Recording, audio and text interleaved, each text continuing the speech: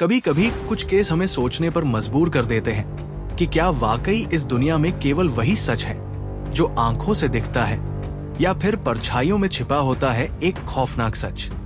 मेरा नाम आरव राठौड़ है। मैं पेशे से एक प्राइवेट डिटेक्टिव हूं। हर केस मेरे लिए एक चुनौती है, लेकिन गोवा से आया एक केस, वो कुछ अलग था। उस रात मैं अपने ऑफिस में केस फाइल्स के बीच डूबा था कि एक फोन आया इंस्पेक्टर माया नायक का। आरव, गोवा आ सकते हो? उसकी आवाज में घबराहट थी। क्या हुआ? मैंने पूछा। एक ढाबा है शहर से थोड़ा दूर, वहां हर महीने एक लाश मिलती है और हर बार मरने वाला कोई न कोई टूरिस्ट होता है। लोग कह रहे हैं कि वो जगह भूतिया है। मैं थोड़ा मुस्कुराया। तो अब पुलिस भी भूतों से डरने लगी? नहीं आरव, माया ने धीरे से कहा, इस बार जो मरा है वो हमारा ही सब इंस्पेक्टर है। मैंने बिना समय गवाए अगली फ्लाइट पकड़ी। ढाबा, जो सुपारी वाड़ी नाम से जाना जाता था, एक वीरान जंगल के पास स्थित था। वहां पहुंचते ही अजीब सी ठंडी हवा का एहसास हुआ। शाम का वक्त था, लेकिन सूरज जैसे डर से छिप गया हो। चारों तरफ पेड़ और ढाबा बिल्कुल अकेला खड़ा हुआ, जैसे सदियों से कोई राज छिपाए बैठा हो। माया मेरा इंतजार कर रही थी। ये रही फाइल, उसने कहा। 3 महीनों में 3 मौतें, सब टूरिस्ट, और अब हमारा सब इंस्पेक्टर रोहन। मैंने ढाबे का निरीक्षण शुरू किया। टूटी हुई लकड़ी की कुर्सियां, जले हुए दीपक और अंदर एक अजीब सी गंध, जैसे कुछ सड़ रहा हो। लेकिन सबसे अजीब बात थी दीवार पर बनी एक चित्र, जिसमें एक औरत रो रही थी और उसके पीछे आग की लपटों में डूबता कोई चेहरा था। कौन है ये? मैंने पूछा। कहते हैं ये उस औरत की आत्मा है जो सालों पहले यहां जिंदा जला दी गई थी, माया ने धीमे से कहा। और तभी से इस जगह को भूतिया माना जाता है। मैंने उस जगह की मिट्टी, छत की लकड़ियां और फर्श के नीचे की जगह को ध्यान से खंगाला। फर्श के नीचे मुझे एक छोटी सी संदूक मिली, जिसमें एक पुराने जमाने का पायल, एक जले हुए कपड़े का टुकड़ा और एक टूटा हुआ चूड़ी था। मुझे लगता है ये किसी महिला की निशानी है, मैंने कहा। शायद वही जिसकी आत्मा का जिक्र होता है। माया की आंखों में डर था। हमने ढाबे के पुराने मालिक को ढूंढ निकाला। एक बूढ़ा आदमी, नाम था गणेश राव। उस औरत का नाम अंजना था। उसने कांपते हुए कहा वो यहां काम करती थी, लेकिन मालिक को उससे प्यार हो गया था और एक रात उसने उसे जिंदा जला दिया। मालिक? मैंने पूछा। हाँ, औरत की चीखें आज भी सुनाई देती है, उसने कहा। अगली सुबह एक और शव मिला, एक विदेशी टूरिस्ट। मौत का तरीका वही था, चेहरा जला हुआ, आंखें खुली हुई और गर्दन पर एक ही निशान। आरव, ये कोई इंसानी काम लगता है। हर बार मरने वाले के पास एक ही चिन्ह क्यों? माया ने पूछा।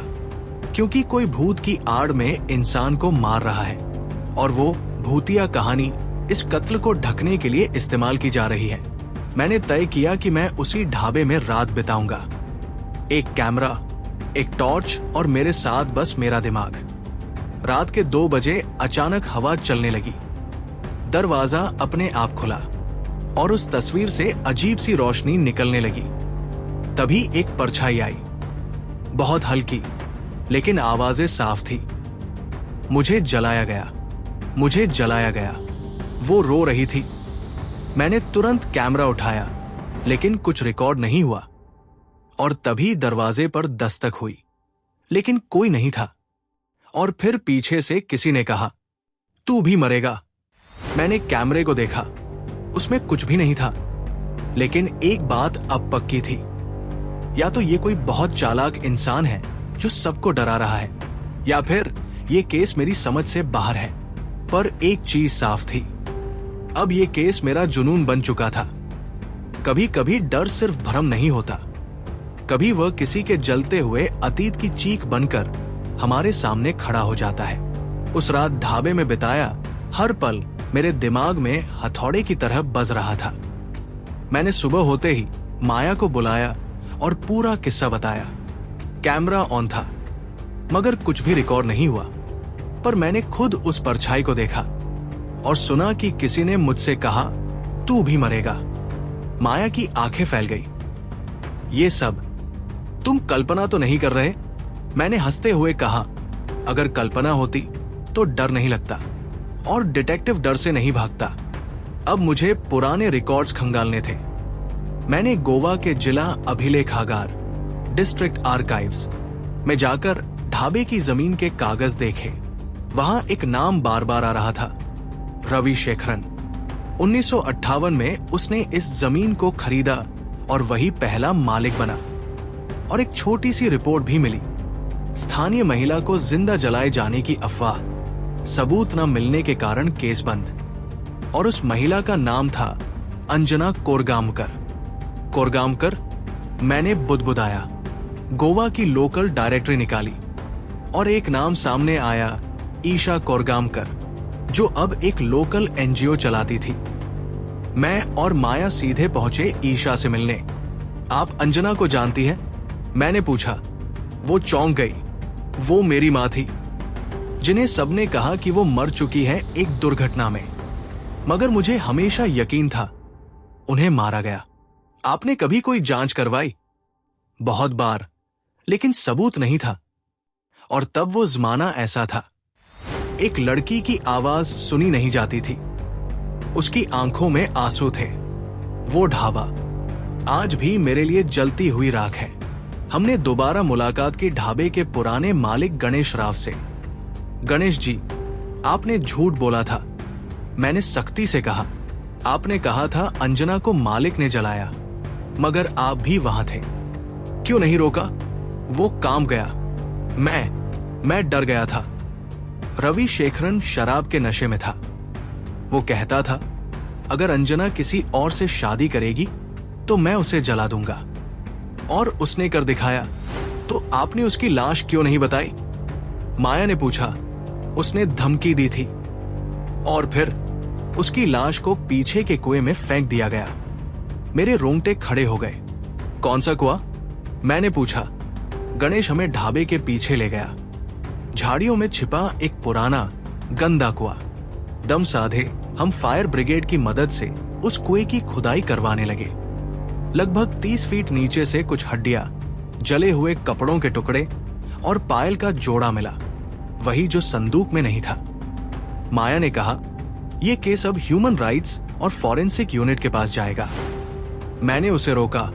रुको माया, कातिल अब भी जिंदा है। अगर हम सब कुछ पुलिस के हवाले कर देंगे तो वो सच भी छिप जाएगा जो अभी उजागर नहीं हुआ। उसी रात जब हम सब इस केस को आगे बढ़ा रहे थे, एक और घटना हुई। ढाबे से थोड़ी दूरी पर एक बाइक सवार की जलती हुई लाश मिली। शरीर पर वही का निशान, लेकिन इस बार हमें कुछ मिला, एक लाल रंग का धागा जो शव की मुट्ठी में था। ये क्या है? माया ने पूछा। यह है कातिल की गलती। ये धागा गोवा के खास मंदिरों में मिलता है। हमने नजदीकी मंदिरों की जानकारी निकाली। एक पुजारी ने बताया, कई साल पहले एक आदमी आता था, लंबा, घुंघराले बाल और आंखों में आग। उसका नाम था नवीन शेखरन, रवि शेखरन का बेटा। क्या? माया चौंकी। हाँ, और वो अक्सर कहता था, मैं अपनी मां के लिए इंसाफ लाऊंगा, भले ही पूरी दुनिया को जलाना पड़े। मैं चौंका। मां? लेकिन रवि की बीवी तो कोई और थी। नहीं, रवि और अंजना का नाजायज रिश्ता था। नवीन उसी का बेटा था। अब तस्वीर साफ हो रही थी। ढाबे में जो कुछ भी हो रहा है, उसके पीछे कोई आत्मा नहीं, बल्कि एक इंसान है। अंजना का बेटा नवीन, जो हर महीने एक प्रतीकात्मक बलिदान देकर अपनी मां की आत्मा को शांति देना चाहता है। वो जलाता है जैसे उसकी मां जलाई गई। वो निशान छोड़ता है जो उसकी आग का बदला है। लेकिन एक सवाल बाकी है, नवीन अभय कहा।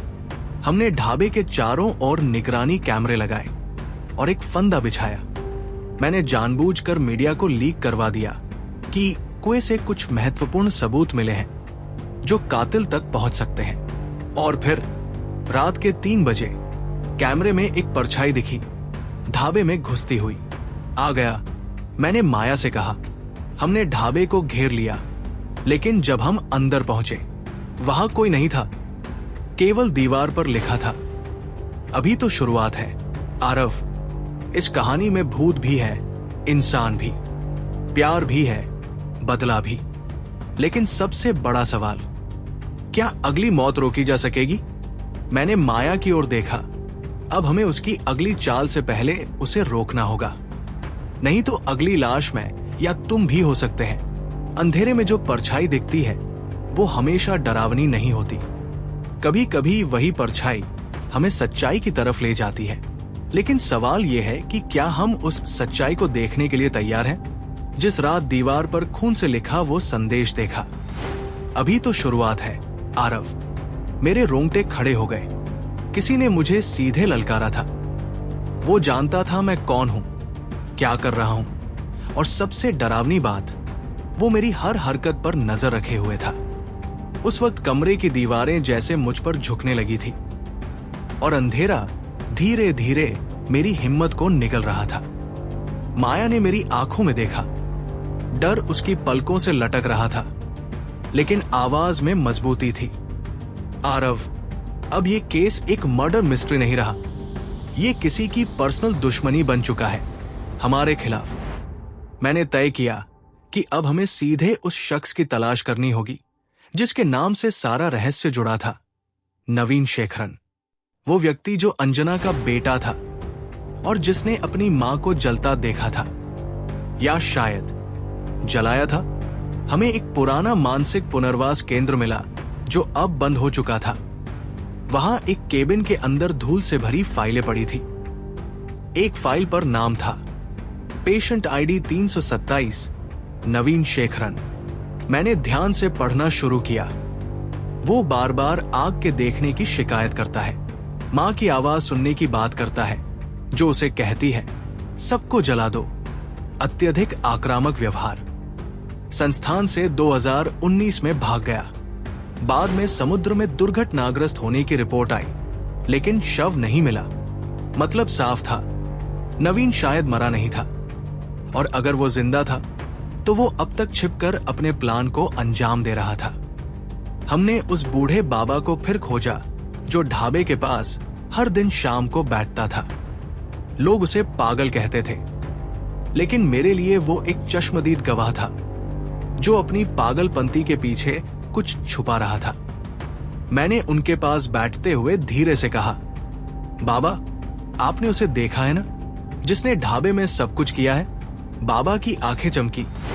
वो बुझी हुई राख जैसी थी, लेकिन उन राख में जलता हुआ एक राज था। उसने कांपती आवाज में कहा, वो आता है रात को, आग के धुएं में छिपा, मां को ढूंढता है, कहता है जिसने मेरी मां को चुप देखा वो सब अब चीखेंगे। मेरे दिल में एक अजीब सी थरथराहट उठी। इस आदमी ने शायद कुछ ऐसा देखा था जिसे शब्दों में बयां करना आसान नहीं। तीसरे दिन सुबह सुबह पुलिस से खबर आई, तालाब के पास एक महिला की लाश मिली है। नाम है रोजलिन डिसूजा। ढाबे में वेट्रेस थी। 2 साल पहले काम छोड़ दिया था। मैं मौके पर पहुंचा। लाश के पास कोई आग के निशान नहीं थे, लेकिन गले में लटक रही थी एक छोटी सी सिंदूर की डिब्बी और उसके होठों पर सूखा हुआ खून। माया बोली, ये केस सीरियल किलिंग से कहीं ज्यादा है। ये एक रिचुअल है। हर मर्डर एक प्रतीक है, एक पुरानी कहानी का हिस्सा। मैंने समझा हर पीड़ित कहीं न कहीं अंजना के अतीत से जुड़ा था। उस रात जब मैं ढाबे के भीतर सुराग ढूंढने गया, तभी बिजली गुल हो गई। पूरे ढाबे में घना अंधेरा फैल गया। मैं माया को आवाज देता रहा, लेकिन कोई जवाब नहीं मिला। जब मैं किचन की ओर भागा, वहां माया बेहोश पड़ी थी। उसके सिर से खून बह रहा था और पास में जली हुई एक तस्वीर थी जिसमें मैं और माया ढाबे के बाहर खड़े थे। उस क्षण मुझे एहसास हुआ, अब ये खेल मेरे और माया की जान लेने तक पहुंच चुका है। एक दरवाजे के पीछे मुझे कुछ अजीब सी दीवार मिली। उस पर हल्की सी खरोंच थी। जैसे किसी ने बार बार हथियार से उसे खोदने की कोशिश की हो। हमने दीवार को तोड़ा और पीछे से एक सुरंग निकली, लगभग 80 मीटर लंबी। सुरंग में घुप अंधेरा और सन्नाटा था, लेकिन आखिर में एक छोटा कमरा मिला। उस कमरे की दीवार पर बड़े बड़े शब्दों में लिखा था, जो मां के साथ हुआ वो सबके साथ होगा, जलकर मरेंगे। कमरे में कुछ जली हुई तस्वीरें थी, अंजना की, ढाबे की और मेरी। एक पुरानी रिपोर्ट मुझे पुलिस ऑफिस से मिली, जिसमें बार बार एक ही इंस्पेक्टर का नाम था, प्रकाश सावंत। मैंने उससे पूछा, आपने अंजना की मौत की रिपोर्ट बनाई थी? वो चुप रहा। मैंने एक एक करके तथ्य सामने रखे। रिपोर्ट में झूठ लिखा गया है। किसी ने उसकी मौत को एक्सीडेंट बताया, जबकि ये जानबूझकर किया गया मर्डर था। इंस्पेक्टर सावंत का चेहरा उतर गया। मैंने वही किया जो मुझे कहा गया था। रवि शेखरन का बहुत दबदबा था। उसने हर सबूत मिटवा दिए। रात होते ही मेरे फोन पर कॉल आया। कोई भारी सी आवाज आई, तू अब सच्चाई के बहुत पास आ गया है आरव, अगली मौत तुझसे सिर्फ एक सांस दूर है। फोन कट गया। मैंने खुद से कहा, अब सच बहुत करीब है, लेकिन मौत भी। रात के उस सन्नाटे में जब मैं और इंस्पेक्टर रॉय ढाबे की पिछली दीवार के पास पहुंचे, तो समुद्र की लहरें किसी शोक गीत की तरह बह रही थी। हवा में अजीब सी घुटन थी और उस ढाबे की दीवारें जैसे किसी रहस्य को अपने अंदर छिपाए बैठी थी। मैंने दीवार के उस हिस्से को हाथ से छुआ और महसूस किया कि ईंटें हल्की सी गीली थी, जैसे वहां से हाल ही में कुछ खोदा गया हो। इंस्पेक्टर रॉय ने टॉर्च की रोशनी उस जगह पर फेंकी और हमें एक पत्थर की चूड़ी मिली, पुरानी मगर साफ। उस पर खून के सूखे धब्बे थे। ये सबूत किसी बड़े राज की तरफ इशारा कर रहा है। मैंने धीरे से कहा। रॉय ने मेरी तरफ देखा। इस ढाबे का अतीत बहुत गहरा है और मुझे शक है कि ये भूतिया डर सिर्फ डर नहीं, कोई इसे इस्तेमाल कर रहा है। अगले दिन हम उसी गांव के एक बुजुर्ग वासुदेव काका से मिलने पहुंचे। वे इस इलाके के सबसे पुराने लोगों में से थे। जब हमने ढाबे का जिक्र किया तो उनकी आंखों में डर साफ झलक रहा था। उस ढाबे का नाम पहले सुकून भोजनालय था, उन्होंने कहना शुरू किया, और वहां की मालकिन थी मरियाना, बहुत ही खूबसूरत और रहस्यमयी महिला। उसकी एक बेटी थी अंजलि। मगर एक रात अचानक ढाबा बंद हो गया और फिर शुरू हुआ मौत का सिलसिला। क्या हुआ था उस रात? मैंने पूछा। अंजलि की हत्या हो गई थी, उन्होंने कांपते हुए कहा। लोगों ने कहा वो आत्महत्या थी, मगर मैंने उसकी आंखों में डर देखा था, जैसे वो किसी से बचने की कोशिश कर रही हो।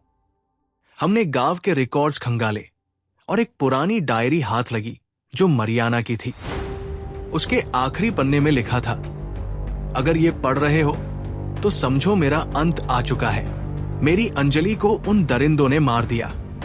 अब मैं बदला लूंगी। जो भी यहां आएगा वो मेरी पीड़ा को महसूस करेगा।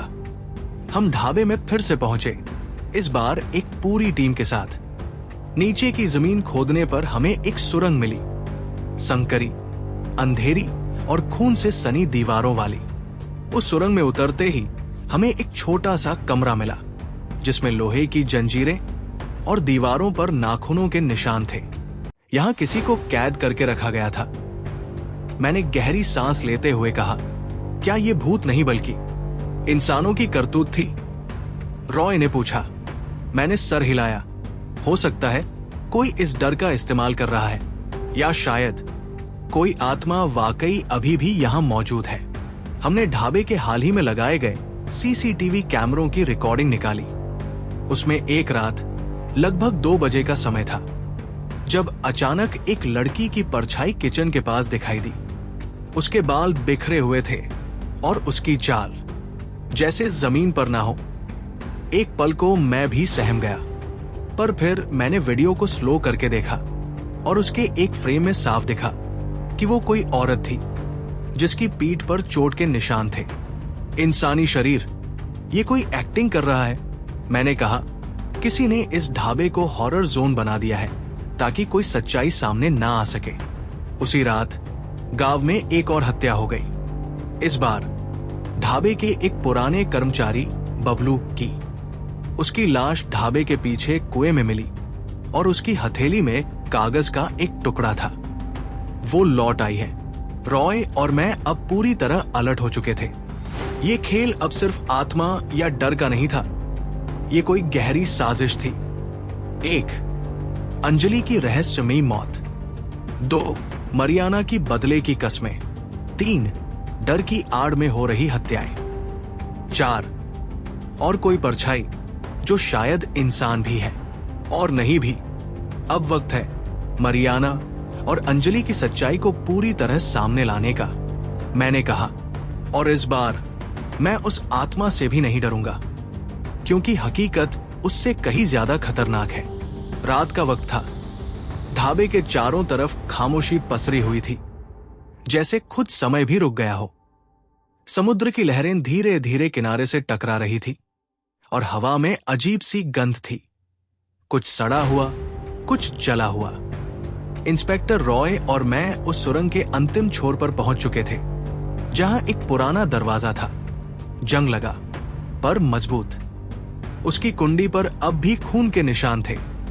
हम दोनों ने एक दूसरे की ओर देखा। मैं जानता था अब लौटने का वक्त नहीं, क्योंकि अब सच्चाई सामने लानी ही थी, चाहे वो कितनी भी डरावनी हो। दरवाजा खोलते ही एक तीखी बदबू का झोंका आया। अंदर अंधेरा था, मगर टॉर्च की रोशनी में हमने जो देखा उसने हमें हिला दिया। वहां एक मेज थी और उसके ऊपर पुराने फोटो, मरियाना, अंजलि और तीसरा चेहरा, गांव के मौजूदा सरपंच गोविंद राणे। ये तो वही है जिसने अंजलि की मौत को आत्महत्या बताया था। रॉय चौंक गया और तभी दीवार के पीछे से एक धीमी आवाज आई, तुम लोग बहुत दूर आ गए हो। हमने तुरंत टॉर्च उस दिशा में घुमाई और देखा गोविंद राणे खड़ा था, हाथ में रिवॉल्वर। मरियाना को मैंने चाहा था, लेकिन उसने ठुकरा दिया। गोविंद ने कहा, अंजलि मेरी कमजोरी थी और जब उसने मुझे सबके सामने बेइज्जत किया तो मैंने उसने अपनी आंखें झुका ली। तुमने उसे मार डाला, मैंने कहा। आवाज कांप रही थी पर आंखें स्थिर थी। हाँ, उसने चिल्लाया। और मरियाना, वो मुझे माफ नहीं कर पाई। उसने मेरे खिलाफ सबूत इकट्ठे करने शुरू किए, इसलिए उसे भी। तो तुमने उसे भी मार दिया? रॉय ने पूछा। नहीं, मरियाना ने खुद को जिंदा जला लिया उस रात, पर मरने से पहले ढाबे की उस सुरंग में अपना बदला छोड़ गई। वो भूत दरअसल गोविंद राणे की बनाई एक अफवाह थी, ताकि कोई ढाबे की हकीकत न जान सके। उसने ही ढाबे को वीरान कराया, वहां भूतिया हरकतों की खबर फैलाई, सीसीटीवी में मेकअप की गई परछाइयां डाली।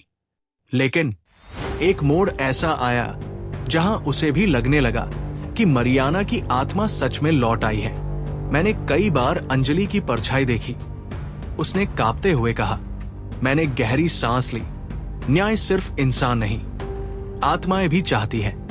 गोविंद राणे को गिरफ्तार कर लिया गया। कोर्ट में उसके अपराध स्वीकार करने की वीडियो रिकॉर्डिंग पेश की गई। मरियाना और अंजलि के नाम पर ढाबे की जगह एक छोटा स्मारक बना।